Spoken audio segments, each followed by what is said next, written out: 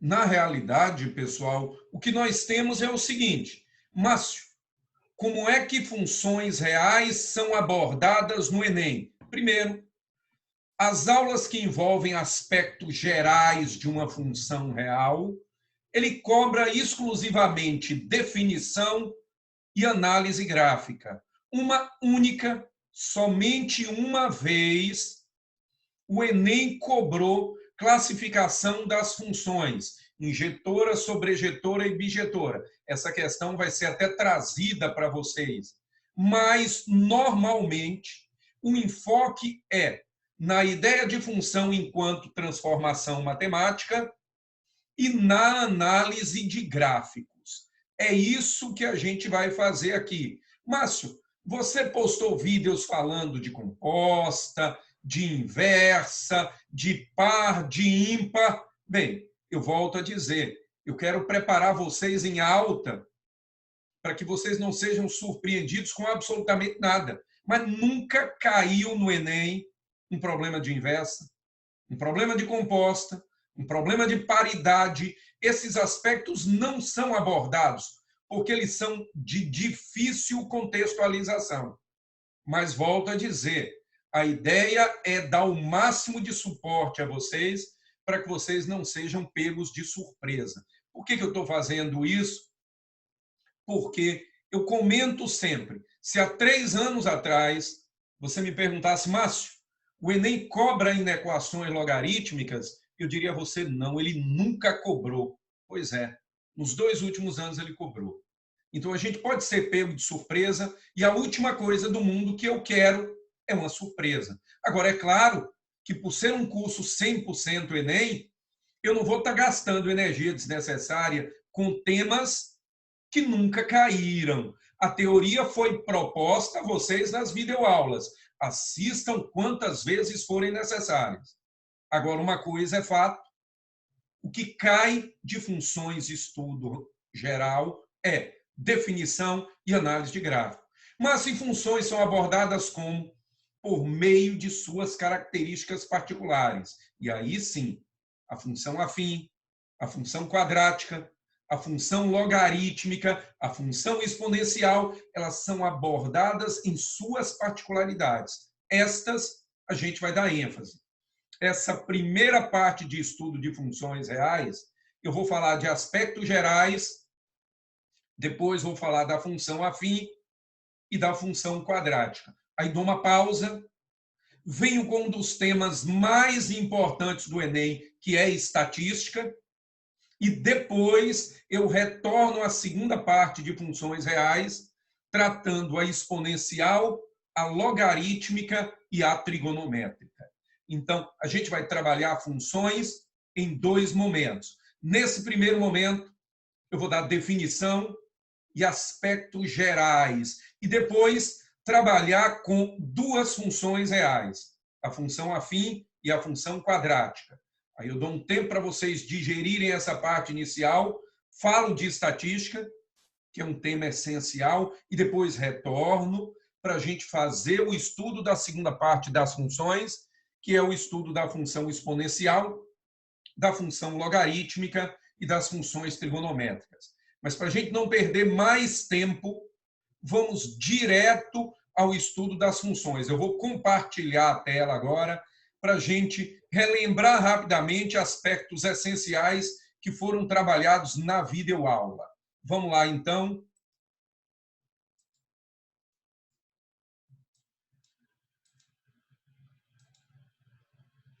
Funções, aspectos gerais. Primeiro, Márcio, o que é uma função? Qual a definição de função? Que tipo de transformação matemática é denominada função?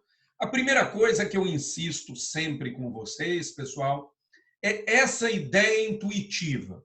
Quem assistiu a videoaula deve se lembrar que eu começo a videoaula dizendo o seguinte: para vocês, intuitivamente, função é um tipo de transformação matemática. Isto é, pense aí numa maquinazinha de transformação, onde entra a matéria-prima, que é o X, e sai o produto final, que é o y.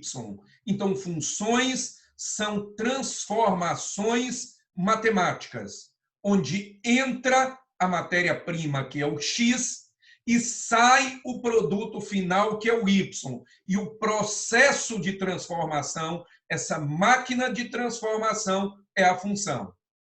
Agora fica sempre aquela indagação. Márcio, qualquer transformação matemática, ela é uma função de A em B? Não. São impostas restrições ao conjunto de partida ou aos valores de x. Quais são as restrições impostas para que f seja uma função de A em B? Veja, f é uma função de A em B se, atenção, para cada x pertencente a A, para cada x do conjunto de partida, existir um e apenas um y no conjunto de chegada associado a ele. Observe, nesse primeiro exemplo, para x igual a 2, existe um único y associado a ele, 4. Para x igual a 3, existe um único y associado a ele, o 6. Para x igual a 4, existe um único y associado a ele, o 8. Por definição, essa transformação matemática é uma função, pois para cada x do conjunto de partida, existe um único y no conjunto de chegada relacionado a ele. Então, cada x é transformado num único valor de y. Veja o segundo exemplo. Menos 2 é transformado em 4. 2 também é transformado em 4. Márcio, isso pode? Pode. A restrição, galera, não é imposta a y, ela é imposta a x. Cada x deve ser transformado num único valor de y. Se coincidirem valores diferentes de x serem transformados no mesmo y, não tem problema. Olha, aqui não nos interessa muito, mas veja se essa aqui não é a função y igual a x ao quadrado. Quando x é menos 2, menos 2 é transformado em 4. Menos 2 ao quadrado é 4. Quando x é 2, 2 também é transformado em 4. Quando x é 3, 3 é transformado em 9. Na prática, galera, a dica é a seguinte.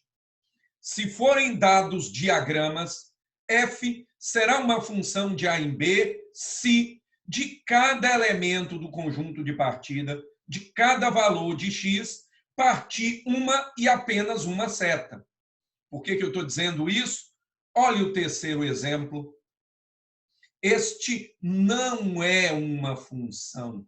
Por que isso não é uma função? Veja, porque o mesmo valor de x aqui, ó, ele é transformado em dois valores de y distintos. E a condição é que cada x se relacione ou seja transformado num único valor de y, nem mais e nem menos. Ele não pode nem ser transformado em dois valores de y distintos e nem não ser transformado.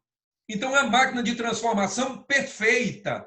Para cada x que entra, sai um único y, nem mais e nem menos. Então, quando é que f é uma função de A em B? Quando para cada x de A estiver associado um e apenas um y em B, nem mais e nem menos. Agora, pessoal, na realidade, o que é que precisa estar em sua cabeça? A ideia essencial que eu venho martelando desde o início. Função é um tipo de transformação matemática. O que é que a função faz? Ela pega a matéria-prima, que é o x, e transforma no produto final, que é o y, atendida a esta restrição. Cada x é transformado num único y. nem mais e nem menos. Bom, então a ideia intuitiva que eu venho insistindo com vocês é que funções são transformações matemáticas, isto é, o x entra na máquina de transformação e o produto final que sai é o y. Então, a função transforma x em y. Portanto, y é uma função de x. Márcio, se for dada uma lei de transformação e os respectivos conjuntos de partida e chegada, como é que eu verifico se f é ou não uma função de a em b? Como é que eu vou saber se y igual a 2x mais 1 é uma função de a em b? O que você vai fazer é o seguinte: submeta os valores de x à lei de transformação e verifique se existe um y correspondente associado a ele. Então, para x igual a 0, 2 vezes 0, 0, mais 1, 1. Para x igual a 1, 2 vezes 1, 2, mais 1, 3. Para x igual a 2, 2 vezes 2, 4, mais 1, 5. Por definição, f é uma função de a em b, pois para cada x pertencente a A, existe um único y pertencente a B associado a ele. Em outras palavras, cada x é transformado num único y. Márcio, como é que isso vai ser abordado no Enem? Isso que nos importa. Vocês já viram, desde o início do nosso curso, que o enfoque do Enem é resolução de problemas. Então, o conceito de função, ele vai aparecer dando a ideia de transformação matemática e vai ser pedido a você que tire conclusões acerca dessa transformação. Eu vou propor 2 problemas. O primeiro deles é meu, o segundo é de vocês. Então, atenção aqui, fazendo comigo. Agora, antes disso, vamos lembrar, funções são representadas por letras latinas minúsculas. F, G, H, etc. Exemplo, f de x igual a 2x mais 1. Isso aqui é uma função polinomial do primeiro grau. G de x igual a seno de x. Isso é uma função trigonométrica. Às vezes, pessoal, para economizar tempo, ao invés de escrever f de x ou g de x, costuma-se simplesmente representar o y, já que o y é o resultado da transformação, é a própria função. Então, em determinadas situações, ao invés de escrever f de x igual a 2x mais 1, nós vamos escrever y igual a 2x mais 1, y igual a seno de x. Não perca de vista, estou insistindo nisso o tempo todo, que funções são transformações matemáticas. Pense numa máquina de transformação. Agora, pessoal, se eu substituo a variável x por uma constante, o que eu quero saber é qual o resultado da transformação, qual o valor numérico da função. Então, o valor numérico é o valor que a função assume quando a variável x é substituída por uma constante. Exemplo, esta função f, ela transforma x igual a 2 em y igual a quanto? É só substituir o valor. Quem é f de 2? 2 vezes 2 mais 1. 2 vezes 2, 4, mais 1, 5. Então, esta função f, ela transforma x igual a 2 em y igual a 5. Então, quando eu lhe digo que f de 2 é 5, eu estou afirmando que esta função f transforma x igual a 2 em y igual a 5. Portanto, y é uma função de x. Isto é, o valor de y depende do valor atribuído a x. Y é o resultado da transformação matemática. Agora sim, vamos aplicar essas ideias iniciais na resolução de problemas. O primeiro exercício que eu vou fazer com vocês é o exercício de aprendizagem, pessoal, da página 80. Localizem aí no módulo de vocês, página 80, exercício de aprendizagem 2. Eu vou sair agora do compartilhamento e vou para o quadro, porque eu vou resolver esse exercício com vocês lá. E depois eu vou propor um problema do Enem para vocês verem que essas questões iniciais, elas são simples. Elas vão abordar ou aspectos ligados à transformação, para que você tire alguma conclusão, é o que a gente vai fazer nesse exercício, ou análise de gráfico, o que também é simples. Então, vamos lá, eu vou interromper o compartilhamento agora para poder mudar a câmera e a gente ir para o quadro. Vamos nessa.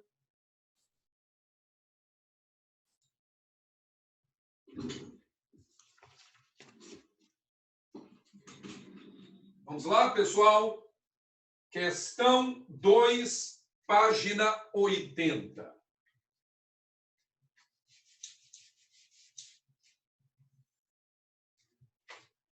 Questão Número 2, 2, página 80. página 80. O exercício nos diz o seguinte: os bloqueadores solares são substâncias capazes de absorver a energia eletromagnética na faixa denominada ultravioleta e emiti-la sobre outra forma, geralmente na faixa do infravermelho, gerando sensação de calor.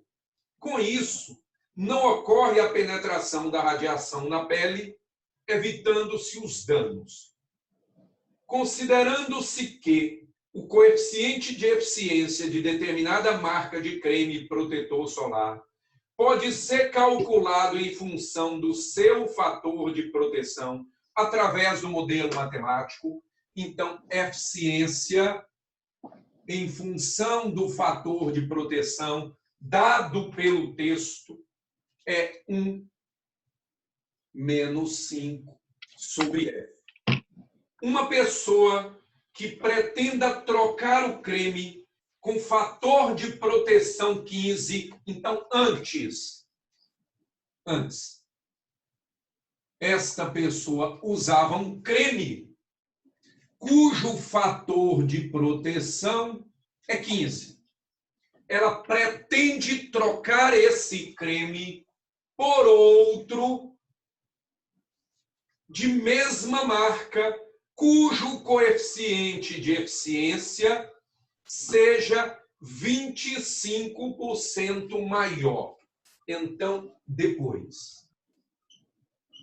Pessoal, o que eu desejo é substituir o creme que hoje eu uso, cujo fator de proteção é 15, por um cuja eficiência seja de pelo menos 25% maior. Bom, o Enem ele vai cobrar dessa forma. A abordagem não vai ser direta. O cara não vai pegar uma função, seja f de x igual a 2x mais 5, e perguntar a você quanto é que vale f2. Não é isso. Ele vai criar um contexto. Os problemas, na maioria das vezes, serão problemas reais, onde o objetivo dele é solucionar o problema por meio de uma função. Então, agora, vamos lá. O que é que o exercício nos diz? Que a eficiência do creme é dado em função do fator de proteção pela expressão 1 menos 5 sobre F. Então, o indivíduo que usava originalmente um fator de proteção 15, ele tinha neste creme que eficiência? Qual era a eficiência inicial? O que se tinha inicialmente? Substituindo aqui F por 15, nós teremos 1 menos 5. Ô, professor, calma aí. Ei, Oi? eu não tô... É de que página que eu tô procurando aqui? Eu não tô achando, não. Você não está achando o quê? É porque você mandou lá o livro pra mim, eu tô tentando achar aqui e eu não tô achando, não. Olhe no teu material em PDF, a questão 2, exercício de aprendizagem, página 80. No PDF, tá na Rapaz, página 4. 80. Página 80. Ah, beleza, valeu. Obrigadão. Pode continuar. Então, vamos lá. A eficiência inicial é 1 menos 5 sobre 15. Simplificando, isto vai dar 1 menos 1/3. Vamos tirar o nosso MMC aqui. MMC dá 3. 3 por 1 dá 3 vezes 1, 3, menos. 3 por 3 dá 1 vezes 1, 1. A eficiência inicial é de 2/3. Vamos aproveitar e chamar a atenção disso. Sabe o que isso aqui significa, pessoal? Eu estou dizendo a você, se você usar um creme com fator de proteção 15, a eficiência desse creme é de 2/3, ou aproximadamente 67%. Eu estou lhe dizendo que um creme de proteção 15 lhe protege em aproximadamente 67%. Então, olha o desejo do cara.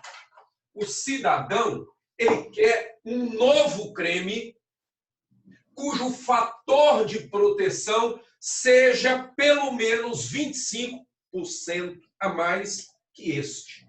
Então, a minha nova eficiência vai ser pelo menos 25% maior que esta.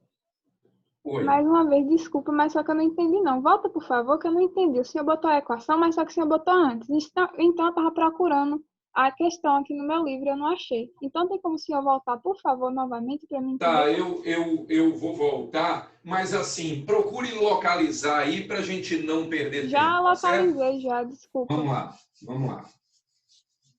Então, o que nós temos é o seguinte. Eu tenho aqui, de acordo com o texto, a eficiência em função do fator de proteção é dada pela expressão 1 menos 5 sobre F.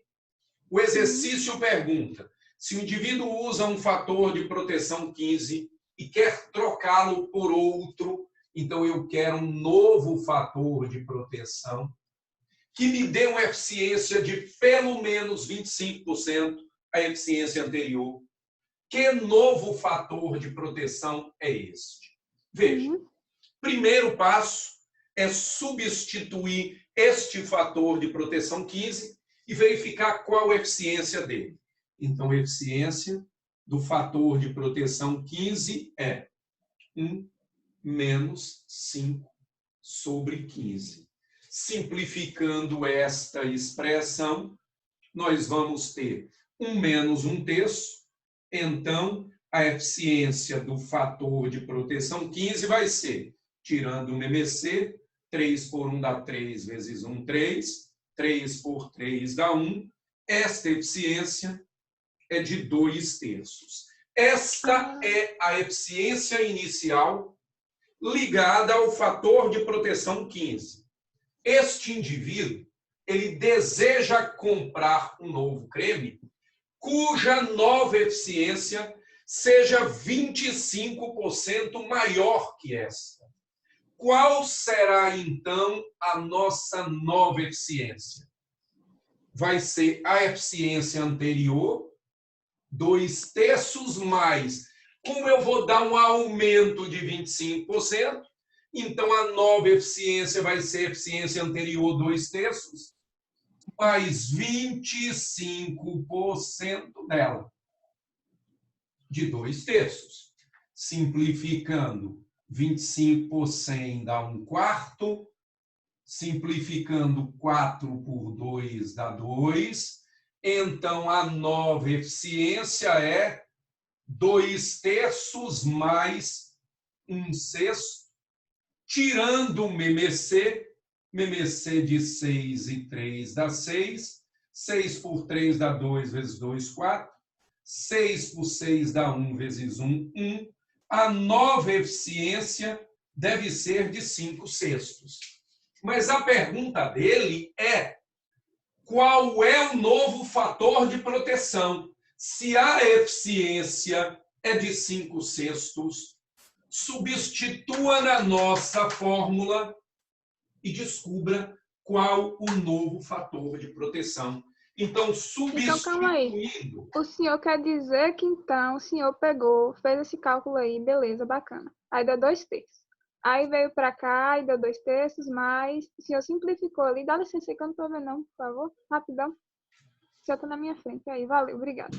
Aí o senhor simplificou, beleza, e deu essa equação. Aí depois o senhor pegou, tirou, fez o MMC... Agora, deixa eu te pedir uma coisa, deixa eu te pedir algo, até para a gente poder evoluir. Eu sei que é a tua primeira aula comigo, mas vamos ver a resolução inteira e caso você tenha mais alguma dúvida, aí você me pergunta localmente, para a gente não interromper, beleza? Então, deixa eu finalizar a resolução, aí depois, caso tenha alguma dúvida, você me pergunta, porque senão a gente interrompe e a aula acaba não evoluindo, tá? Ah, tá bom, valeu. Vamos nessa, então. Então, eficiência 5/6. Substituindo aqui, 5/6 é igual a 1 menos 5 sobre F. Tirando o MMC dessa expressão, dá 6F. 6F por 6 dá F vezes 5, 5F. 6F por 1 dá 6F vezes 1, 6F. 6F por F dá 6 vezes 5, 30. Eu sei que eu estou um pouquinho na frente, não se preocupe, depois eu vou sair. 6F menos 30 é igual a 5F. Isolando F, 6F menos 5F dá F igual a 30. Vamos parar um pouquinho. Vou repetir o exercício, preste atenção. Eu tenho a expressão que relaciona eficiência com fator de proteção. O indivíduo usava um fator de proteção 15. Substituindo na fórmula, isso lhe dá uma eficiência de 2/3. A pergunta do problema é a seguinte: que novo fator de proteção ele deve escolher, de modo que ele tenha um ganho de pelo menos 25% da eficiência? Então, a primeira coisa que eu vou fazer é, de posse da eficiência inicial, vou calcular a nova eficiência. Qual é a nova eficiência? 2/3 mais, se eu vou dar um aumento de 25%, 25% de 2/3. Ao efetuar este cálculo e fazer as simplificações, nós encontraremos a nossa eficiência igual a 5/6. Bem, esta é a nova eficiência, mas que fator de proteção gera esta eficiência? Pegue agora a eficiência e substitua na expressão. A nova eficiência, 5/6. Então, 5/6 é 1 menos 5 sobre F. Tirando o MMC da expressão, o MMC de 6 e F é 6F. Efetuando as respectivas contas, nós encontramos F igual a 30. O que é que isso significa?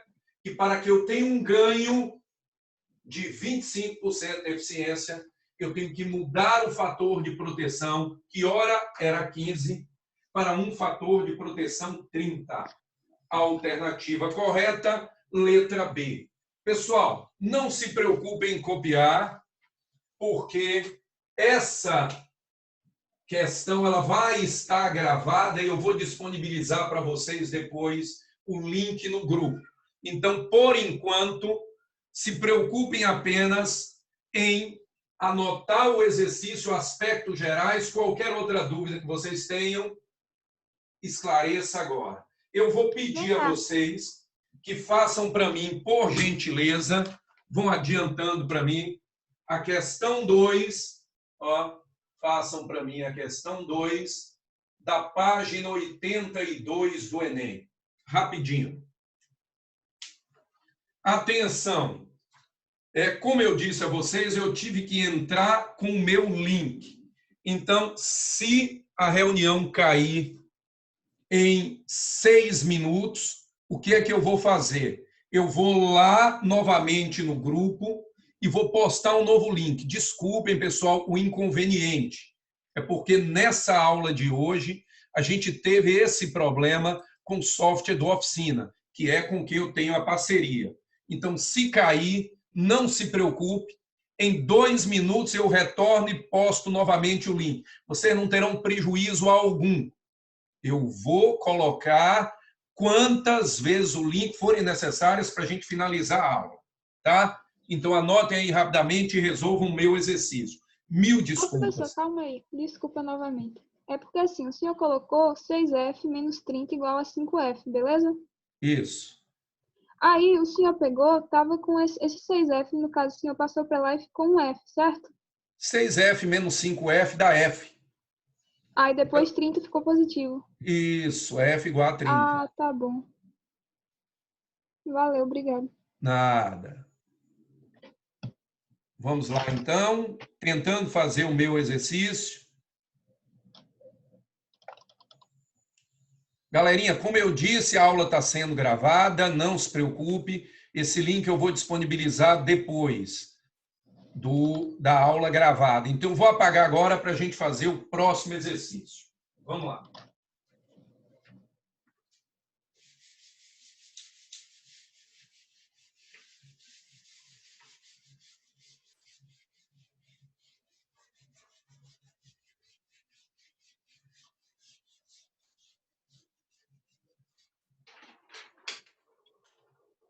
Questão 2, página 82.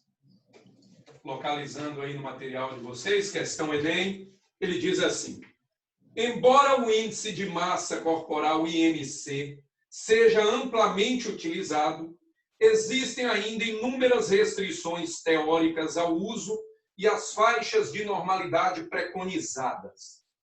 O recíproco do índice ponderal RIP, de acordo com o modelo alométrico, possui uma melhor fundamentação matemática, já que a massa é uma variável de dimensões cúbicas e a altura uma variável de dimensões lineares. As fórmulas que determinam esses índices são: o IMC é igual a massa em quilogramas dividido por a altura ao quadrado, dada em metro.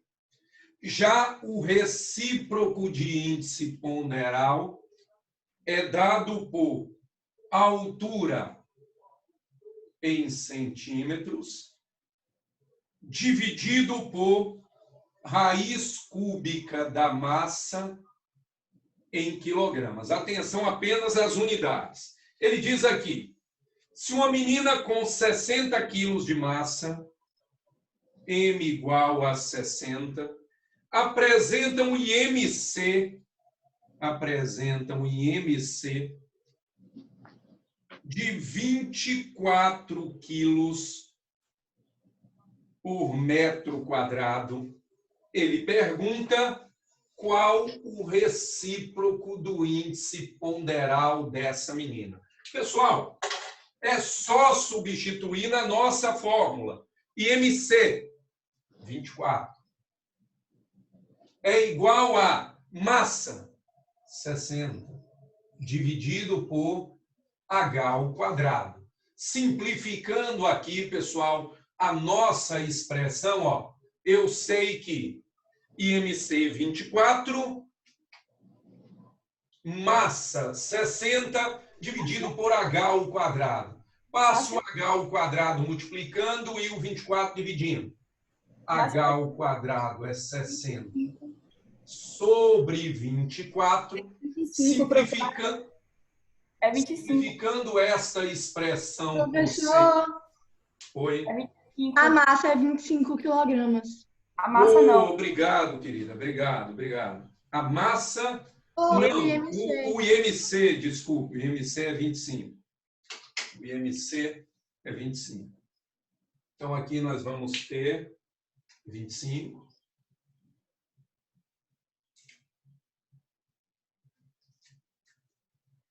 A massa é 64. Olha, é quando começa a acontecer situações adversas, a gente acaba se atrapalhando.